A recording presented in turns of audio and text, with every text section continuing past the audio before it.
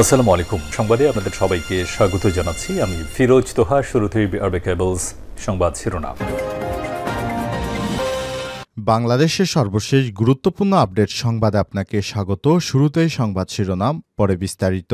শুরুতেই জানাবো, ট্রাইব্যুনালে টবিক অ্যাডমিনের আশাবাদ, হাসিনাকে ফেরত দিয়ে ন্যায়ের পক্ষে থাকবে ভারত। জুলাই আগস্টে ছাত্র জনতার অভ্যুত্থানে ভারতে পালিয়ে যাওয়া শেখ হাসিনাকে বাংলাদেশে ফেরত পাঠিয়ে ভারত ন্যায় বিচারের পক্ষে থাকবে বলে আশাবাদ ব্যক্ত করেছেন আন্তর্জাতিক অপরাধ tribunal chief prosecutor Mohammad Tajul ইসলামের বিশেষ পরামর্শক আন্তর্জাতিক আইনজীবী টবিক অ্যাডম্যান। এরপর জানাবো, রিউমার স্ক্যানারের প্রতিবেদন, ওবায়দুল কাদেরের গ্রেপ্তারের খবর নিয়ে যা জানা গেল। আওয়ামী লীগের সাধারণ সম্পাদক এবং সড়ক পরিবহন ও সেতুমন্ত্রী ওবায়দুল কাদের রাজধানীর গুলশান থেকে গ্রেপ্তার হয়েছে, এই দাবিতে সামাজিক যোগাযোগ মাধ্যম ফেসবুকে তথ্য ছড়িয়ে পড়েছে। তবে খবরটি গুজব বলে জানিয়েছে তথ্য যাচাইকারী প্রতিষ্ঠান রিউমার স্ক্যানার। এদিকে আজ মধ্যরাত থেকে ট্রেন না চালানোর ঘোষণা রেলের রানিং স্টাফদের। বেতনের সঙ্গে অবসর ভাতা দেয়া সহ বিভিন্ন দাবি পূরণ না হয় সোমবার ২৭শে জানুয়ারি মধ্যরাত থেকে ট্রেন না চালানোর ঘোষণা দিয়েছেন রেলের রানিং স্টাফরা। এতে সোমবার ২৭শে জানুয়ারি মধ্যরাত ১২টা থেকে সারা দেশে ট্রেন চলাচল বন্ধ হয়ে যাচ্ছে। এবারে জানাবো, প্রবীণ রাজনীতিবিদরা তরুণদের ভাষা বুঝতে ব্যর্থ হয়েছে বললেন হাসনাত আব্দুল্লাহ। বৈষম্যবিরোধী ছাত্র আন্দোলনের কেন্দ্রীয় কমিটির আহ্বায়ক হাসনাত আব্দুল্লাহ বলেছেন, কেবলমাত্র ভোটের জন্য তরুণেরা জীবন দেয়নি, তরুণদের মন বুঝতে হবে। তরুণদের ভাষা বুঝতে প্রবীণ রাজনীতিবিদরা ব্যর্থ হয়েছেন। তারা ফ্যাসিস্ট আওয়ামী লীগকে পুনর্বাসনের পরিকল্পনা করছে। আগে খুনি হাসিনা, ওবায়দুল কাদের, আসাদুজ্জামান খান কামাল সহ খুনিদের বিচার করতে হবে, তারপর আলোচনা হবে আওয়ামী লীগ নির্বাচন করতে পারবে কিনা, পারবে না। এদিকে ইবতেদায়ী শিক্ষকদের উপর হামলার ঘটনায় ছাত্র শিবিরের তীব্র নিন্দা। ইবতেদায়ী মাদ্রাসা শিক্ষকদের চাকরি জাতীয়করণের দাবিতে আন্দোলনরত শিক্ষকদের উপর হামলার তীব্র নিন্দা জানিয়েছে বাংলাদেশ ইসলামী ছাত্র শিবির। এবং সর্বশেষ জানাবো, বিশ্ব ইজতেমা ট্রাফিক ব্যবস্থায় ডিএমপির ১৩ নির্দেশনা। মুসলিম বিশ্বের দ্বিতীয় বৃহত্তম ধর্মীয় সমাবেশ ঐতিহাসিক বিশ্ব ইজতেমা ২০২৫ আগামী ৩১শে জানুয়ারি থেকে ৫ই ফেব্রুয়ারি পর্যন্ত অনুষ্ঠিত হবে। আখেরি মোনাজাত হবে ২ ফেব্রুয়ারি এবং ৫ই ফেব্রুয়ারি। বাংলাদেশ ছাড়াও বিশ্বের বিভিন্ন দেশ থেকে ধর্মপ্রাণ মুসল্লিরা ইজতেমায় অংশগ্রহণ করবেন। বিশ্ব ইজতেমায় যোগদানকারী মুসল্লিদের যাতায়াত নির্বিঘ্ন করতে এবং সুষ্ঠু ট্রাফিক ব্যবস্থাপনার স্বার্থে ১৩ দফা নির্দেশনা দিয়েছে ঢাকা মহানগর পুলিশ ডিএমপি। প্রিয় দর্শক, এতক্ষণ শুনছিলেন সংবাদ শিরোনাম, এবারে বিস্তারিত।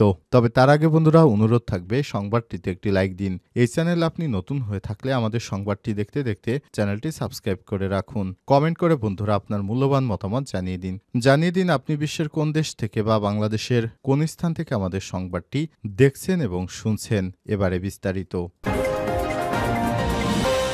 হাসিনাকে ফেরত দিয়ে ন্যায়ের পক্ষে থাকবে ভারত, আশাবাদ ব্যক্ত করেছেন ট্রাইব্যুনালের টবিক অ্যাডম্যান।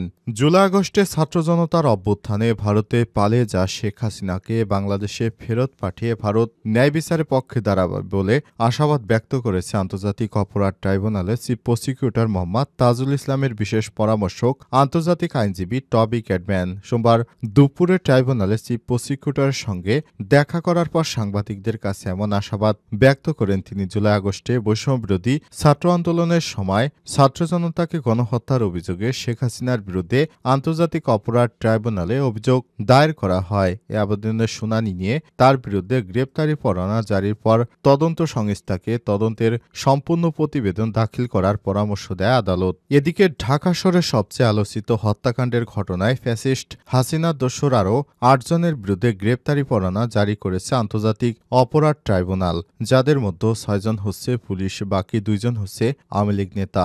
তাদের বিরুদ্ধে তদন্ত সংস্থা সরাসরি মানবতা বিরোধী অপরাধের সম্পৃক্ততার প্রমাণ পেয়েছে। তারা যেন পালিয়ে যেতে না পারে, তদন্তের স্বার্থে আপাতত তাদের নাম প্রকাশ করা হচ্ছে না। আজ সোমবার আন্তর্জাতিক অপরাধ ট্রাইব্যুনালের এক ব্রিফিংয়ে সব তথ্য জানান ট্রাইব্যুনালের চিফ প্রসিকিউটর মোহাম্মদ তাজুল ইসলাম। রিমার স্ক্যানারের প্রতিবেদন ওবায়দুল কাদেরের গ্রেপ্তারের খবর নিয়ে যা জানা গেল। ফ্যাক্ট চেকিং রিমার স্ক্যানার তথ্য যাচাইকারী সংস্থা জানিয়েছে আওয়ামী লীগের সাধারণ সম্পাদক ওবায়দুল কাদেরকে যে গ্রেপ্তারের খবরটি প্রকাশিত হয়েছে সেটি মিথ্যা। আওয়ামী লীগের সাধারণ সম্পাদক এবং সাবেক সড়ক পরিবহন ও সেতুমন্ত্রী ওবায়দুল কাদের রাজধানীর গুলশান থেকে গ্রেপ্তার হয়েছেন দাবিতে সামাজিক যোগাযোগ মাধ্যম ফেসবুকে একটি তথ্য ছড়িয়ে পড়েছে। তবে খবরটি গুজব বলে জানিয়েছে তারা।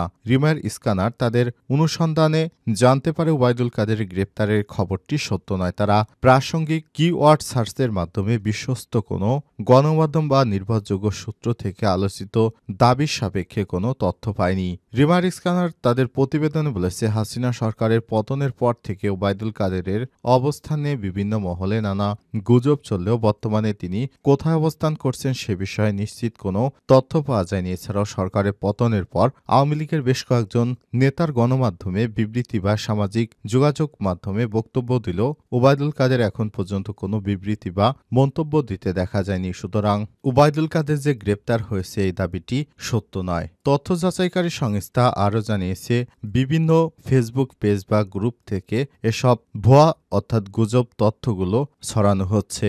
এসব বিষয় নিয়ে তারা তথ্য যাচাই করে দেখেছে এ বিষয়গুলো সত্য নয়। আদতে এসব বিষয় বিভিন্ন দামি মিডিয়ার ফটোকার্ড ব্যবহার করে এগুলো প্রচার করা হচ্ছে, তবে এ বিষয়গুলো সত্য নয়। ওবায়দুল কাদেরের বর্তমান অবস্থান সম্পর্কে এখনো কোনো নিশ্চিত তথ্য পাওয়া যায়নি। আওয়ামী লীগের বিভিন্ন নেতাকর্মীরা বিদেশে বসে বা বিভিন্ন দেশে পালিয়ে গিয়ে তারা বিভিন্ন বক্তব্য বিবৃতি দিয়েছে, কিন্তু শুধুমাত্র ওবায়দুল কাদের এ ব্যাপারে এখনো মুখ খুলেনি। সাবেক স্বরাষ্ট্রমন্ত্রী আসাদুজ্জামান খান কামাল ইন্ডিয়ান এক্সপ্রেসে একটি সাক্ষাৎকার দিয়েছেন। হাসান মাহমুদ একটি বেসরকারি টেলিভিশনে সাক্ষাৎকার দিয়েছেন, কিন্তু ওবায়দুল কাদের তিনি কোন দেশে আছেন বা কোথায় আছেন এ ব্যাপারে কোনো বক্তৃতা কিংবা বিবৃতি দিতে দেখা যায়নি বলে জানিয়েছে ফ্যাক্টচেক তথ্য যাচাইকারী সংস্থা রিমার স্ক্যানার। সুতরাং ওবায়দুল কাদের যে গ্রেপ্তার হয়েছেন যে দাবিটি সামাজিক যোগাযোগ মাধ্যমে ঘুরে বেড়াচ্ছে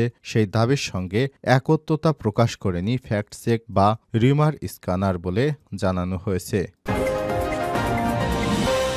মধ্যরাত থেকে ট্রেন না চালানোর ঘোষণা রেলের রানিং স্টাফদের।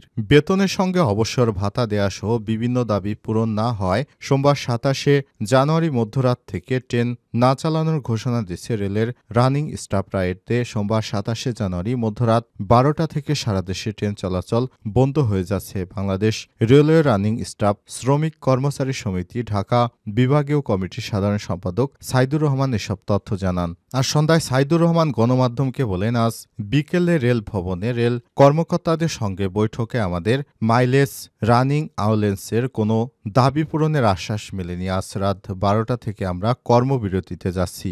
রেলের দায়িত্বশীল সূত্র থেকে জানা গেছে, নিয়ম অনুযায়ী একজন রানিং স্টাফ চালক সহকারী ও চালক গার্ড টিকিট চেকার ট্রেনের দায়িত্ব পালন শেষে তারা নিয়োগপ্রাপ্ত এলাকায় হেডকোয়ার্টার হলে ১২ ঘণ্টা এবং এলাকার বাইরে আউটডোর স্টেশন হলে ৮ ঘণ্টা বিশ্রামের সুযোগ পান।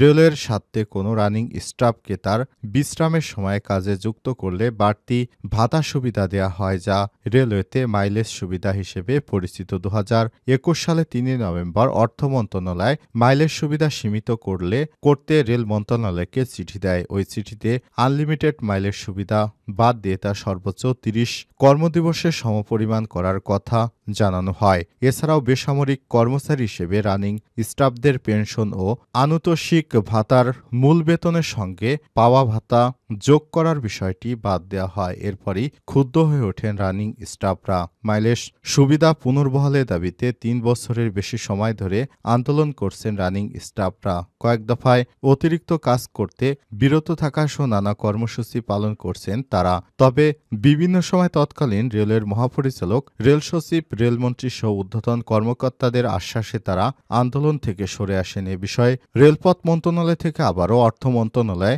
মতামত জানতে চাইলে সর্বশেষ গত ২৩শে জানুয়ারি অর্থ মন্ত্রণালয় রেলপথ মন্ত্রণালয়কে জানায় ২০২২ থেকে ২২ সালের ২১শে আগস্ট অর্থ বিভাগের 91 নং স্মারক জারি করা পত্রের খ অনুচ্ছেদটি অপরিবর্তিত রাখা হলো এবং ক অনুচ্ছেদটি নিম্নরূপে সংশোধন করা হলো। সংশোধনে বলা হয়েছে, রানিং স্টাফ হিসেবে চলন্ত ট্রেনে দায়িত্ব পালনের ক্ষেত্রে ভ্রমণ ভাতা বা দৈনিক ভাতার পরিবর্তে রেলওয়ে এস্টাবলিশমেন্ট কোডের বিধান অনুযায়ী রানিং অ্যালাউন্স প্রাপ্ত হবেন। চলন্ত ট্রেনে দায়িত্ব পালনের জন্য রানিং অ্যালাউন্সমেন্ট ছাড়া অন্য কোনো ভাতা প্রাপ্ত হবে না এবং মাসিক রানিং অ্যালাউন্সের পরিমাণ প্রাপ্ত মূল বেতনের চেয়ে বেশি হবে না।